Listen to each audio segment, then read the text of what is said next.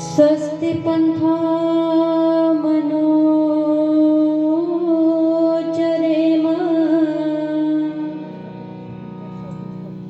सूर्य चंद्रमसा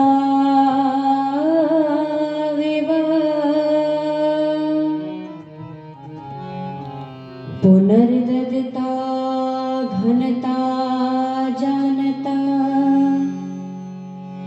संग में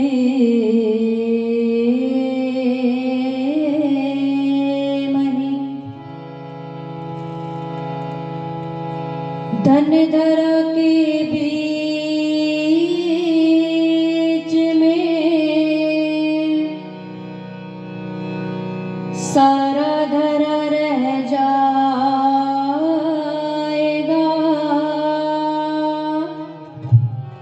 पशु भी बंधे रह जाएंगे जब कुछ का दिन आएगा। नारी घर के द्वार तक ही साथ देगी लोक में,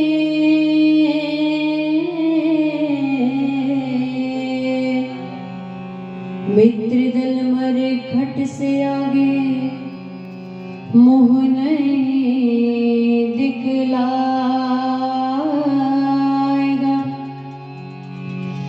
देह भी तेरी चिता में यूं ही जल भुन जाएगी।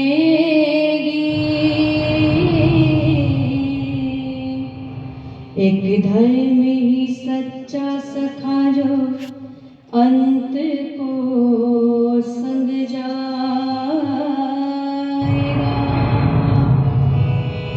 जो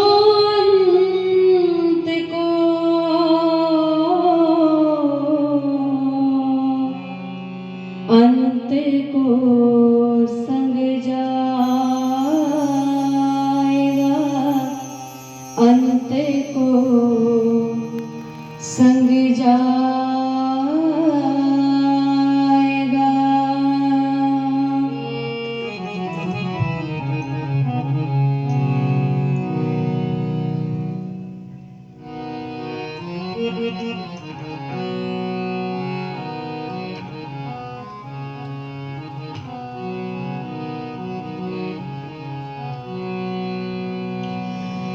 मानव तू अगर चाहे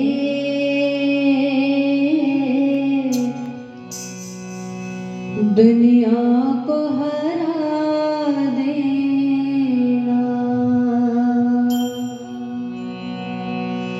बस ईश्वर के दर पे, बस ईश्वर के दर पे सर अपना झुका देना। मानव तो अगर चाहे दुनिया को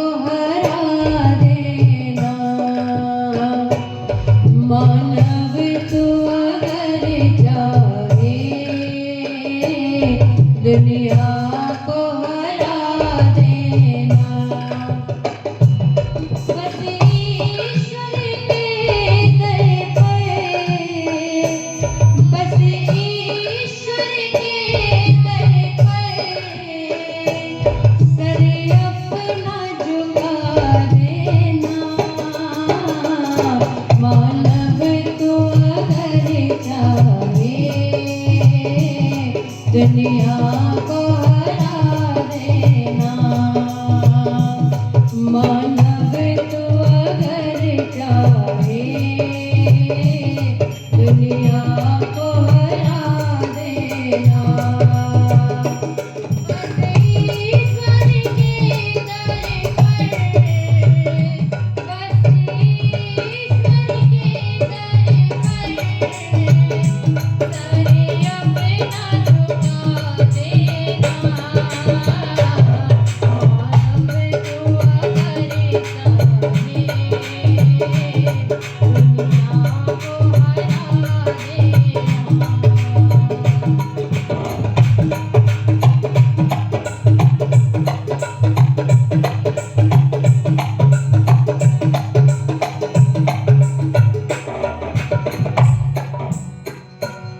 राजी हो प्रभु जिसमें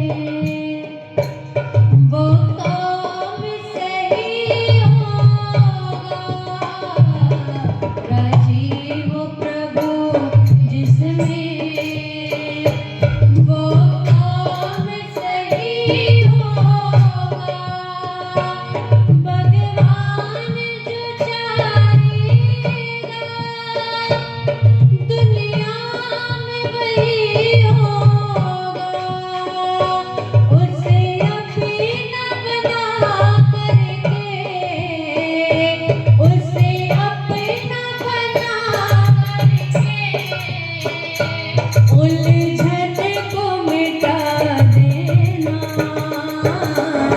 मानव तू अगर चाहे दुनिया को हरा देना। मानव तू अगर चाहे दुनिया को हरा देना। बस ईश्वर के दर पर, बस ईश्वर के दर पे सरे अपना झुका देना। मानव तू अगर चाहे दुनिया को हरा देना।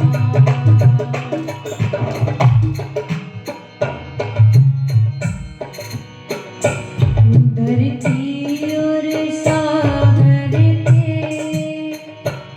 रत्नों को झुकाना है। धरती और सागर के रत्नों को झुकाना है। आकाश में उड़ना है, पाताल में जाना है। आकाश में उड़ना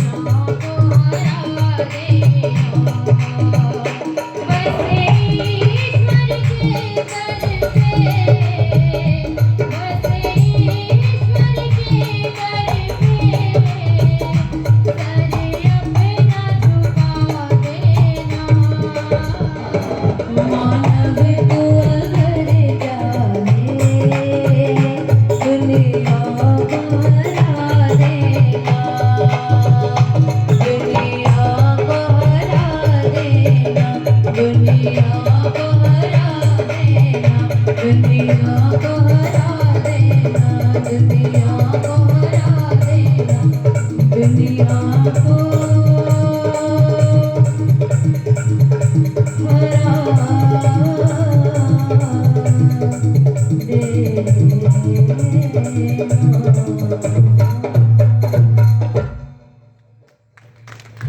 बहुत ही आदर सम्मान के योग्य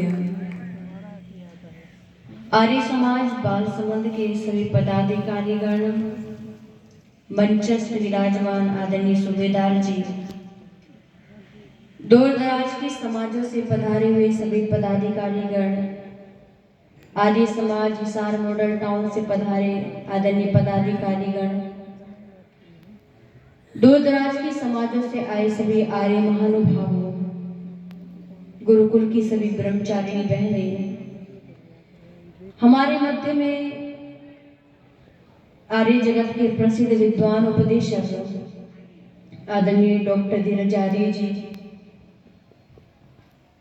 मेरे से बाद जिनके विचारों को आप भजनों के माध्यम से श्रवण करेंगे, आदरणीय भाई मोहित शास्त्री जी, ढोलक पर मेरे साथ में संगति कर रहे आदरणीय सुरेंद्र आर्य जी, भाई विपिन जी, बहन मोहिनी जी, सम्मुख उपस्थित सभी भद्र पुरुषों, पूजा और सत्कार के योग्य वंदनीय मातृशक्ति और मेरे भाई और बहनों, आप सभी ने सुना होगा और उपनिषदों के अंदर भी एक बात कही जाती है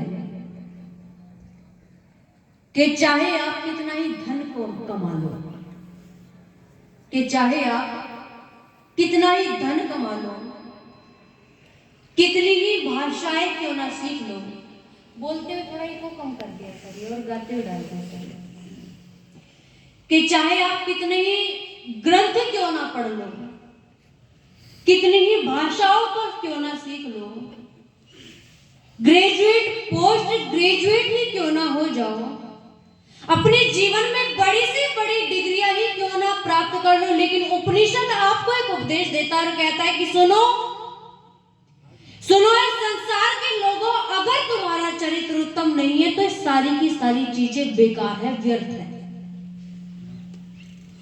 स्कूल में अध्यापक महोदय ने कभी बचपन में कविता पढ़ाई अंग्रेजी में, क्या कि when wealth is lost nothing is lost, when health is lost something is lost, and when character is lost everything is lost।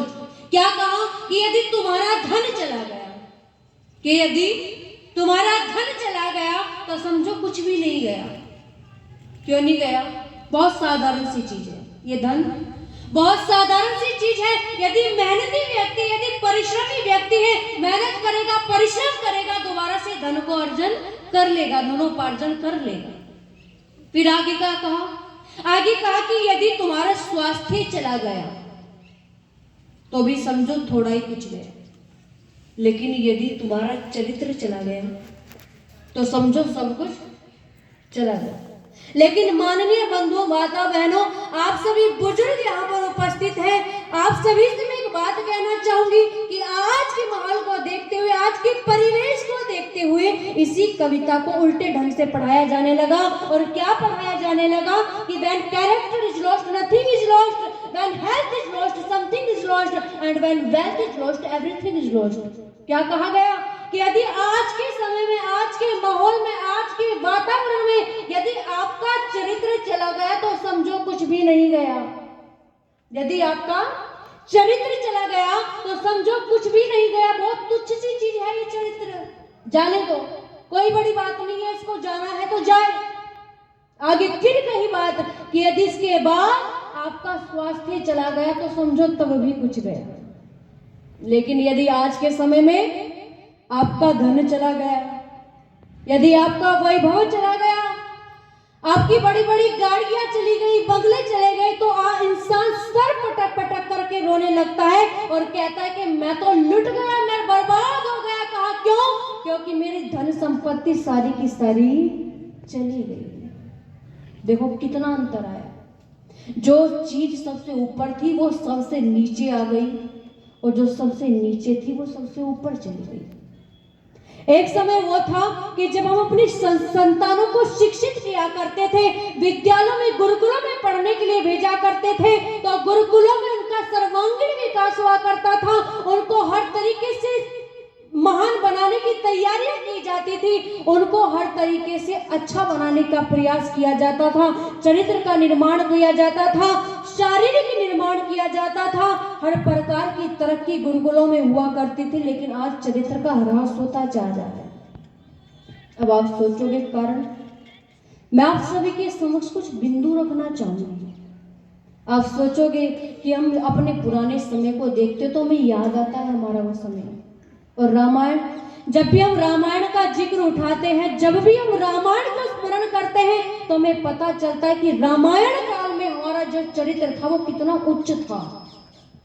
चरित्र की पूजा हुआ करती थी कभी हमारे देश के अंदर। आज आप देखो, आजकल कारखाने खुल रहे हैं, लंबी चौड़ी सड़कें बनाई जा रही हैं, जल थल की उन्नति हो रही है, सभी प्रकार की उन्नति चल रही है, लेकिन लोगों की शारीरिक शक्ति घट रही, आत्मिक बल में कमी आ रही, लोगों के चरित्र समाप्त होते जा रहे हैं। याद करो उस समय को कि जिस समय राम जी, मां सीता और लक्ष्मण जी पंचवटी में जाकर के रहने लगे वनवास के समय में, तो एक दिन वहां पर ऐसा आया कि भाई ने भाई के मनोभाव को, मन की बात को जानने के लिए राम जी अपने छोटे भाई लक्ष्मण जी से कहते कि भाई, पुष्पम दृष्ट्वा फलम दृष्ट्वा दृष्ट्वा च नवयौवना एकांते कांचनम दृष्ट्वा कस्य न विचलित मनः।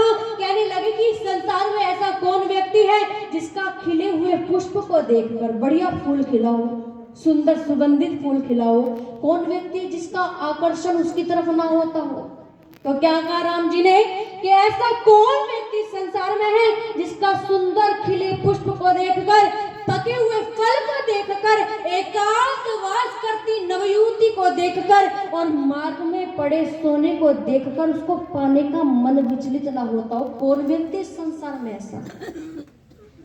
लक्ष्मण जी ने भाई के भावों को जान लिया, और भाई के भावों को जानकर के लक्ष्मण जी कहते हैं कि भैया सुनो, माता यस्य पतिव्रता पिता यस्य च धार्मिका एकांते कांचनम दृष्ट्वा कस्य नो विचलित मनः। कहते कि भैया सुनो, किसकी माता पतिव्रता हो, क्या कहा कि जिसकी माता पतिव्रता हो और पिता धार्मिक स्वभाव वाला हो ना, उसका इन चीजों को पाने को कभी भी मन विचलित बोल दो होने वाला नहीं है। ना तो खिले पुष्प को देखकर, ना फले पके फल को देखकर, एकांत वास करती नवयुवती को देखकर, ना मार्ग में पड़े सोने को देखकर, उस व्यक्ति का इनको पाने को मन विचलित कभी हो ही नहीं सकता। और एक उदाहरण नहीं हमें दिखाई देता, रामायण में हमें ऐसे अनेक उदाहरण दिखाई देते हैं। और आइए छोटे से दृष्टांत के माध्यम से आप सभी को समझाते हुए भजन को रखना चाहूंगी, और मैं निवेदन भी करना चाहूंगी कि भजन सुनिएगा और बहुत सुंदर तर्ज और शब्दों को बहुत सुंदर चयन इस गीत के अंदर किया गया है। क्या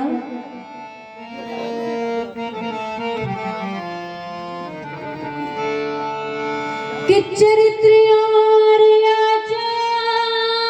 यहाँ का था मशहूर जमाने में, और चरित्र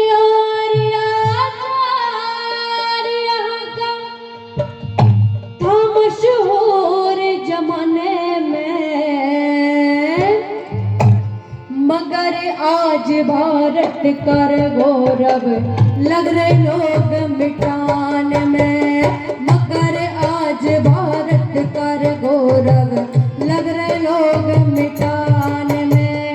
चरित्र और आचार यहाँ का, चरित्र और आचार यहाँ का था मशहूर जमाने में, मगर आज कर गौरव लग रहे लोग मिटाने में, मगर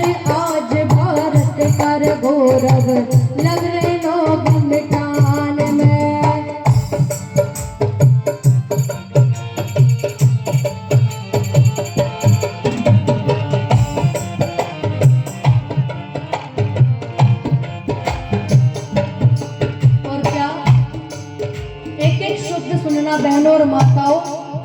कितना सुंदर शब्द और गीत ये लिखा गया है। क्या लिखा? रामायण बतलाती है आचार्य यहाँ का कैसा था। रामायण बतलाती है आचार्य यहाँ पर कैसा था। मर्यादा में बंधा हुआ परिवार यहाँ का कैसा था। मर्यादा में बंधा हुआ परिवार यहाँ का कैसा था। और सुर्पनखा ने देख लिया, सुर्पनखा ने देख लिया सदाचार यहाँ का कैसा था। सुर्पनखा ने देख लिया सदाचार यहाँ का कैसा था। सती प्रमीला सुलोचना का, सती प्रमीला सुलोचना का व्यवहार पति से कैसा था। सती प्रमीला सुलोचना का व्यवहार पति कैसा था। कोई संकट हुआ नहीं,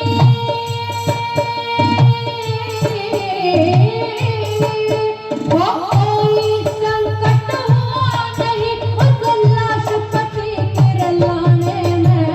मगर आज हो, मगर आज भारत कर गौरव लग रहे लोग मिटाने में। मगर आज भारत कर गौरव लग रहे लोग मिटाने में। चरित्र और आचार्य यहाँ का था मशहूर जमाने में। मगर आज हो, मगर आज भारत कर गौरव लग रहे लोग मिटाने में। मगर आज भारत कर गौरव लग रहे लोग मिटाने में। और जिस समय रावण मां सीता का हरण करके ले गया, चारों ओर भटकते घूम रहे हैं राम जी, मानो बिलख रहे हैं, रो रहे हैं और सबसे पूछ रहे हैं कि कोई तो मेरी सिया का पता बताओ।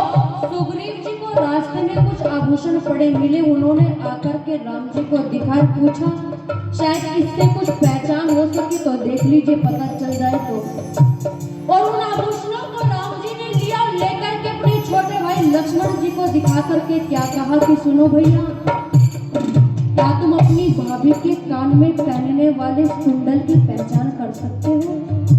क्या तुम अपने भाभी के किसी आभूषण को पहचान सकते हो? तो लक्ष्मण जी ने भैया की बात को सुन करके कहा कि ना हम जानामि केयुरे, ना हम जानामि कुंडले, अरे नुपुरे तो भी जानामि नित्यम पादवी वंदना। क्या कहा कि ना तो मैं कान में पहनने वाले कुंडल की पहचान कर सकता भैया, ना मैं बाजूबंद को पहचान सकता, लेकिन हाँ मैं एक चीज, एक आभूषण की पहचान कर सकता हूँ। बोले क्या? कहने लगा मैं बिच्छुओं की पहचान जरूर कर सकता हूँ, क्योंकि रोज सवेरे उठ कर के मैं माँ सीता का चरण वंदन किया करता था और मेरी दृष्टि केवल और केवल माँ सीता के पैरों की ओर हुआ करती। ये था चरित्र हमारे देश का। लेकिन आज चरित्र कैसा बना दिया मेरे देश का, भारत का। यदि कोई लड़की पहले समय में गली से घर से निकल जाया करती थी, आज पड़ोस मोहल्ले या गांव वाला भी कोई लड़का देख लेता था तो पता था कि बहन है, गांव गवांड की है, देश की, हमारे गांव की है, बहन है।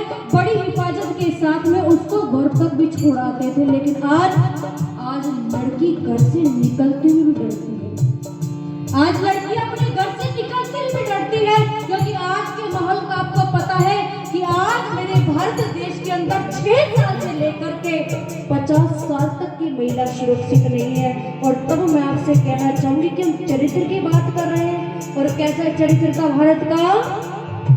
सीता और श्री रामचंद्र का कितना उत्तम जीवन है। सीता और श्री रामचंद्र का कितना उत्तम जीवन है। दिन और रात साथ में रहते, दिन और रात साथ में, फिर भी काबू में मन है। दिन और रात साथ में रहते, फिर भी मन काबू में है। होकर चरण भाई भागज के अति प्रसन्न यति लक्ष्मण है। कितनी कठिन तपस्या की ना और मिलतों को धन धन है। कितनी कठिन तपस्या की ना और मिलतों को धन धन है। 14 वर्ष अकेली रह गई, ओ 14 साल अकेली रह गई कमाल का समय बिताने में। मगर आज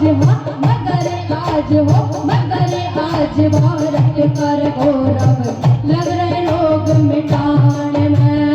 मगर आज भारत कर गौरव लग रहे लोग मिटाने में। चरित्र और आचार यहाँ का मशहूर जमाने में। मगर आज भारत कर गौरव लग रहे लोग मिटाने में। मगर आज भारत कर गौरव लग रहे लोग मिटाने में। और चरित्र की बात करते तो सुनो क्या बताया अगली पंक्ति में। अर्जुन पास उर्वशी आई पढ़कर आप जरा देखो।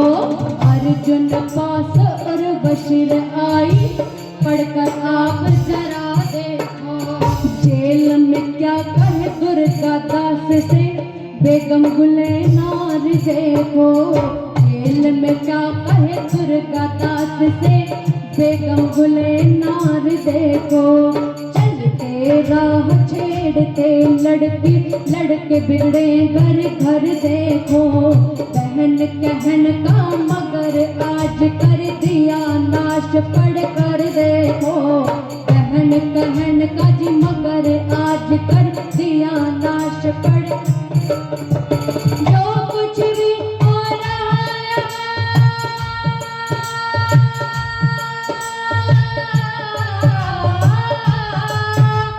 जो कुछ भी हो रहा है मुझे शर्म बताने में। मगर आज भारत कर गौरव लग रहे लोग मिटाने में। मगर आज भारत कर गौरव लग रहे लोग मिटाने में। चरित्र और आचार यहाँ तक का मशहूर जमाने में।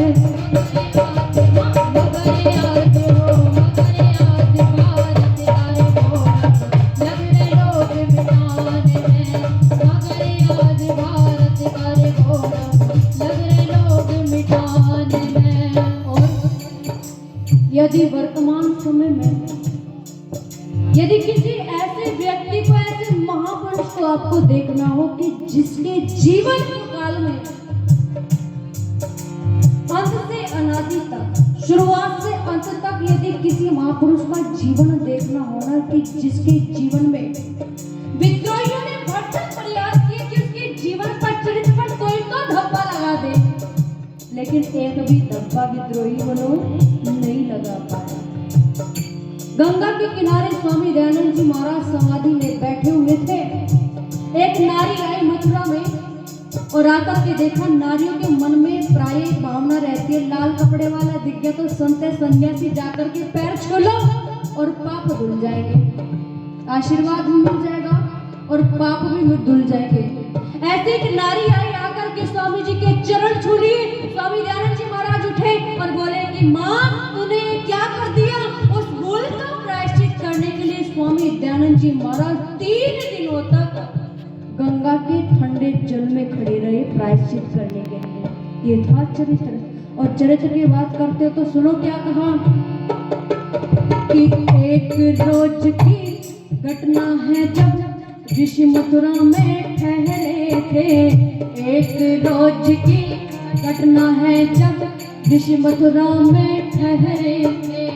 एक देवी ने चरण छू लिए, रुको रुको ये कह रहे थे। एक देवी ने चरण छू लिए, रुको रुको ये कह रहे थे।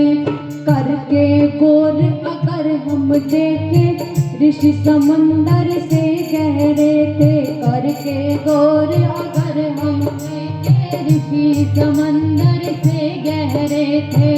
3 रोज रहे गंगा जी में जिसमें ठंडे जल बह रहे थे 3 रोज रहे गंगा जी में, जिसमें ठंडे जल बह रहे हेमचंद्र उस ब्रह्मचारी के हो, हेमचंद्र उस ब्रह्मचारी के गुण गाया कर गाने में, मगर आज भारत का गौरव लग रहे लोग मिटाने में, मगर आज भारत का गौरव लग रहे लोग मिटाने में। चरित्र और राजा यहाँ का मशहूर जमाने में, मगर आज भारत का गौरव लग रहे लोग मिटाने में, मगर आज भारत का गौरव लग रहे लोग मिटाने में, मगर आज भारत का गौरव लग रहे लोग मिटाने में।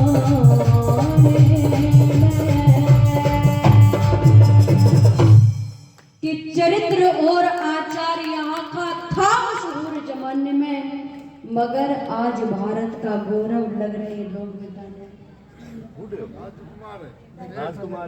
आदरणीय बाबूजी राजकुमार जी, ये 100 रुपए देकर करके मेरा उत्साह वर्धन कर, एक बार जोरदार तालियां बजा दीजिए। यदि चरित्र की बात देखें तो स्वामी दयानंद जी महाराज का नाम अग्रिम पंक्ति में आता है। जानते हो क्यों? स्वामी जी के जीवन पर कोई भी विद्रोही एक धब्बा तक नहीं लगा पाया। स्वामी दयानंद जी महाराज जिस समय कार्य क्षेत्र में आए और स्वामी दयानंद जी महाराज ने नारी की स्थिति को देखा, स्वामी दयानंद जी महाराज ने देखा,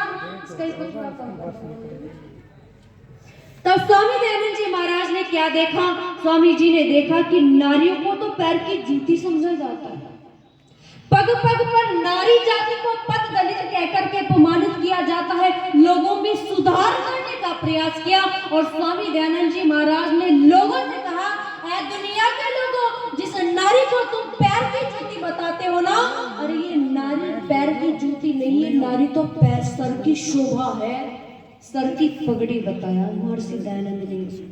और याद करो कि जब स्वामी दयानंद जी महाराज प्रचार कार्य करते करते उदयपुर पहुंचे, उदयपुर के राणा थे उस समय महाराणा सज्जन सिंह, महाराणा सज्जन सिंह के राज्य में पहुंच गए, जाकर के प्रचार कार्य करना शुरू कर दिया और ये बात हवा की तरह फैलती फैलती महाराणा सज्जन सिंह के पास में पहुंची।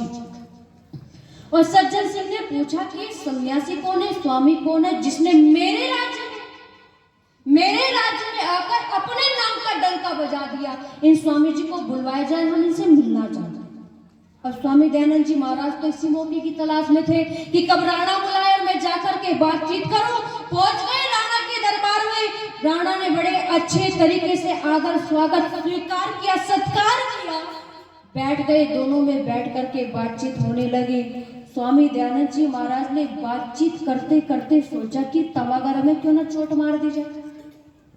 स्वामी जी कहते कि सज्जन सिंह, मैं तुमसे एक बात कहना चाहता हूँ। बोलिए स्वामी जी, बिल्कुल कहो, मैं आपसे इतना प्रभावित हो गया हूँ, आप तो बिल्कुल बोलिए। कहने लगे स्वामी दयानंद जी महाराज ने कहा कि मैं तुझे ग्रंथ पढ़ाना चाहता हूँ। कौन सा ग्रंथ? कहा कि मनुस्मृति पढ़ाना चाहता हूँ। क्यों? क्योंकि तेरे राज्य में अय्यासिता विलासिता व्याप्त है, उसको पढ़, उसको और उसमें राज्य को ठीक किस प्रकार से चलाने की सारी नीतियां लिखी हुई है, तो उसको पढ़, पता चल जाएगा तुझे। कहा कि ठीक है स्वामी जी, जैसी आपकी इच्छा। महाराणा सज्जन सिंह को पढ़ाना शुरू कर दिया स्वामी दयानंद जी महाराज ने। सुनना बहनों बहुत ध्यान से। और जब पढ़ाते पढ़ाते कुछ समय बीत गया तो एक रोज ऐसा आया कि सज्जन सिंह स्वामी दयानंद जी महाराज के सामने खड़ा है और खड़ा होकर के कहता है कि स्वामी जी, मैं आपसे एक बात कहना चाहता हूँ। बोले बोलो। कहा कि स्वामी जी, आपकी और सारी बात बहुत अच्छी है, बहुत बढ़िया है, सब मानकर मानेंगे भी, तो फिर बात खराब क्या है? कहने लगे बात खराब नहीं है, मैं बस इतना कहना चाहता हूँ कि स्वामी जी, आप जो ये मूर्ति पूजा का खंडन करते हो ना, बस इस मूर्ति पूजा के खंडन को करना बंद कर दो। इसके बदले क्या कहा कि इसके बदले में मेरे राज्य में एक बहुत बड़ी गद्दी है, एक लिंग महादेव की गद्दी है, उसका मालिक मठाधीश मैं आपको बना दूंगा। बस शर्त है आपको मूर्ति पूजा का खंडन करना बोलो छोड़ना पड़ेगा। स्वामी जी ने कहा सज्जन सिंह तू बता मैं तेरी आज्ञा मानू या परमात्मा की आज्ञा मानू? और तू क्या कहता तेरा राज्य इतना बड़ा है, अरे तेरे राज को तो मैं एक छलांग में पार कर सकता हूँ, लेकिन परमात्मा की सृष्टि को मैं एक छलांग में पार नहीं कर सकता। बहुत बातें हुई और अंत में एक पासा फेंक करके सज्जन सिंह ने कहा कि स्वामी जी सोच लो, स्वामी जी विचार कर लो, अब भी आपके पास समय है। याद रखना इतनी बड़ी गद्दी का मालिक मठाधीश बनाने वाला, जिसका महीने का लाखों रुपए का चढ़ावा आता है, उसका मठाधीश बनाने वाला आपको सज्जन सिंह से अलावा दूसरा कोई भी मिलने वाला नहीं है। ये बात सुनी और सुन करके सज्जन सिंह की स्वामी दयानंद जी महाराज ने कहा कि सुन सज्जन सिंह तो ठीक कहता है, तो बिल्कुल सही कहता है, कितनी बड़ी गद्दी का मालिक मठाधीश बनाने वाला मुझे तेरे सिवा और कोई मिलने वाला नहीं है। लेकिन तू भी कान खोल करके सुन ले, कितनी बड़ी गद्दी को ठोकर मारने वाला भी तुझे दयानंद से अलावा और कोई मिलने वाला नहीं है। देखे महर्षि दयानंद जिसमें लेश मात्र भी लोभ नहीं था, 1 रुपया भी जोड़कर जिसने अपने लिए किसी भी चीज का निर्माण नहीं किया। और आइए तो मैं आप सभी से कहना चाहूंगी, समय भी हो चला है, इस गीत के पंक्तियों को रखकर अपनी वाणी को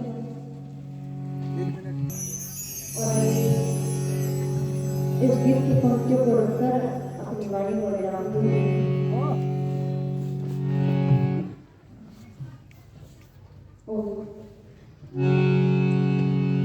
जैसा दयानंद था दया का फरिश्ता,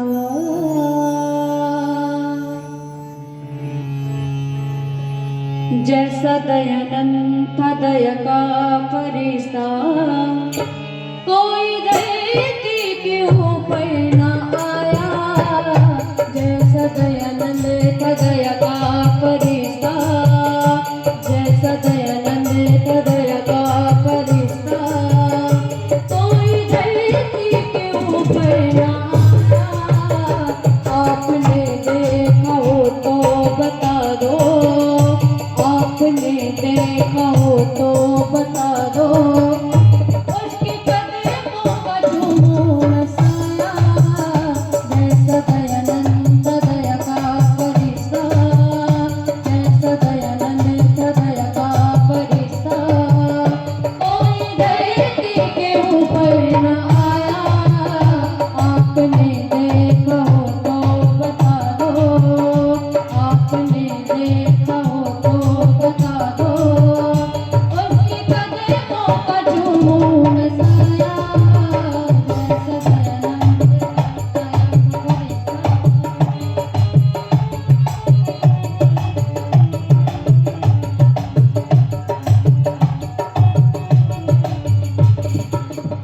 हमने देखा नहीं पर सुना है, उसकी हर बात तर्जे बयां थी। हमने देखा नहीं पर सुना है, उसकी हर बात तर्जे बयां थी। मुखड़ा था चांद जैसा मुनव्वर, मुखड़ा था चांद जैसा मुनव्वर, उसकी आदत फितरत क्या थी। मानो मानो मानो फितरत भी उस पर फिदा थी, मानो फितरत भी उस पर फिदा थी। सदके पैगाम में जो कलाया, जैसा दयानंद दया का फरिश्ता, जैसा दयानंद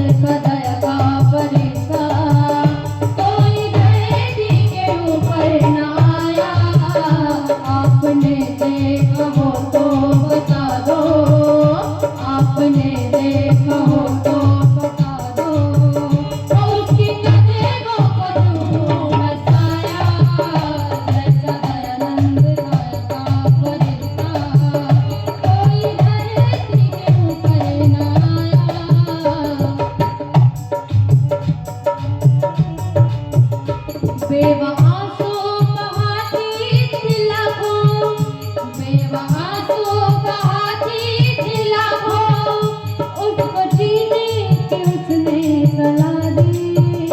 बेवआसो बहाती थी लाखों, उनको जीने की उसने सलाह दी। कोठों पर जाने से उनको रोका, कोठों पर जाने से उनको रोका, हो मांग उनकी दोबारा सजा दी। उनके दिल ने, वो उनके दिल ने, उनके दिल ने उसे फिर दुआ दी। उनके दिल ने उसे फिर दुआ दी। और जिनको फिर सुहागन बनाया, उनके दिल ने उसे फिर दुआ दी। जिनको फिर सुहागन बनाया, जैसा दयानंद का दया का फरिश्ता, जैसा दयानंद का दया का फरिश्ता, कोई दर्द के ऊपर न आया। आपने देखा हो तो बता दो, आपने देखा हो तो बता दो, उसके कदमों का जो नूर साया, जैसा दयानंद दया का फरिश्ता, कोई धरती के ऊपर न आया। तीर्थों मंदिरों में गया वो, तीर्थों मंदिरों में गया वो, कि पापों से पाप ना डर रहे थे। तीर्थों मंदिरों में गया वो, पापों से पाप ना डर रहे थे। देखा छुप छुप की मेहंदी पुजारी, देखा छुप छुप की मेहंदी पुजारी, रमणियों में रमण कह रहे थे। लूट कर, वो लूट लूट कर, लूट कर झोलियां भर रहे थे। लूट कर झोलियां भर रहे थे। उनका पाखंड जग को बताया, जैसा दयानंद दया का फरिश्ता, जैसा दयानंद का दया का फरिश्ता, कोई धरती के ऊपर न आया। आपने देखा हो तो बता दो, आपने देखा हो तो बता दो, उसके कदमों का जो नूर साया, जैसे दयानंद दया का फरिश्ता, कोई धरती के ऊपर न आया। आदरणीय प्रवीण आर्य जी और आदरणीय विवेक आर्य जी कोषाध्यक्ष, ये भाई 100 रुपये देकर के मेरा स्वागत कर रहे हैं। आपका हृदय की गहराई से बहुत बहुत धन्यवाद। और सुनेगा, जैसा दयानंद का दया का फरिश्ता, जैसा दयानंद दया का फरिश्ता, कोई धरती के ऊपर न आया। जैसा दयानंद दया का फरिश्ता, उनका दिल साफ जो था नगीना, उनका दिल साफ जो था नगीना, जर हसीनों पे पिघला कभी ना। उनका दिल साफ जो था नगीना, जर जमीनों पे पिघला कभी ना। उसको आज लगे दुनिया ने देखा, रंग सूरत पे फिसला कभी ना। डूबने को और डूबने को, डूबने को था जब ये सफीना, डूबने को था जब ये सफीना, उसने बन करके मल्ला बचाया। जैसा दयानंद का दया का फरिश्ता, जैसा दयानंद का दया का फरिश्ता, कोई धरती के ऊपर न आया। जैसा